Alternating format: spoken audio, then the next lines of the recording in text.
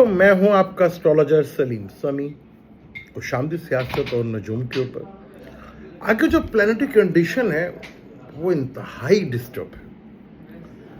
13 सितंबर को Mars Saturn की opposition खत्म होगी, लेकिन शिडाष्टक शुरू हो जाएगा। मार्स से सैटर्न छठे घर में, सैटर्न से मार्स 8वें घर में, फिर सन सैटर्न की ऑपोजिशन शुरू हो जाएगी। सन का ताल्लुक गवर्नमेंट से होता है, ताकतवर हलकों से होता है। फिर ये तो दिसंबर जनवरी तक जो प्लानिटरी कंडीशन है वो तो day by day, her month by month बड़ी प्रॉब्लमेटिक होती नज़र आ रही है। और मौजूदा हालात जो हैं नेपाल के और फ्रांस में जो हो रहा है, दुनिया भर में जो हो रहा है, बेशतर ममालिक में पब्लिक बाहर है, इंडिया में भी पब्लिक बाहर आने वाली है।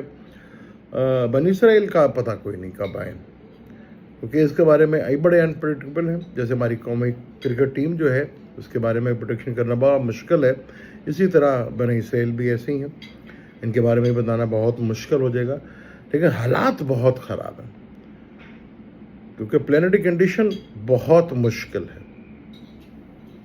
फ्रांस में बहुत, जैसे मैंने कहा था कि ये जंग जो है यूक्रेन से निकल के यूरोप तक जाएगी और आगे हालात मुश्किल से मुश्किल तर होते चले जाएंगे, चीज़ें मुश्किल हो रही हैं।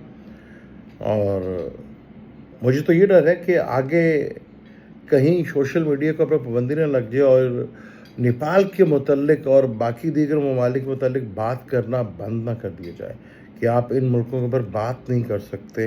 मुझे तो कुछ ऐसा सीन लगा रहा है कि आगे आने वाले टाइम में नेपाल के ऊपर बात करना ही मसला खड़ा हो जाएगा, अब बात नहीं कर सकेंगे। और सोशल मीडिया के लिए यहाँ पे भी पाबंदियाँ लगने शुरू हो जाएंगी दोबारा, लेकिन गलत टाइम तो है, मुश्किल तो है, क्योंकि वहाँ के वज़ीर आज़म की बेगम की, चाहे वो नायब थे या पूरे थे, वो भी जला के मार दिया। नेपाल में तो बहुत बुरे हालात हैं हुकूमत सन के, और ग्रेन इतनी तेज़ी के साथ अपने असरात दिखा रहा है, और ये 3 महीने तक रहना है। और ये 3 महीने हमारे पाकिस्तान में बड़े इम्पॉर्टेंट है बहुत से लोगों के लिए।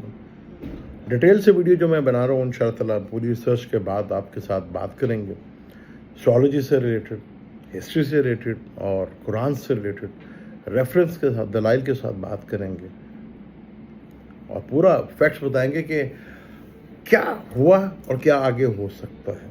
क्योंकि टाइम तो मुश्किल है यूरोप के लिए भी, अरब के लिए और पाकिस्तान, क्योंकि केतु जो है ना वो लियो में बैठा हुआ है और सन इधर आया तो प्रॉब्लम्स काफ़ी हद तक खड़ी हो गई और भी होंगी।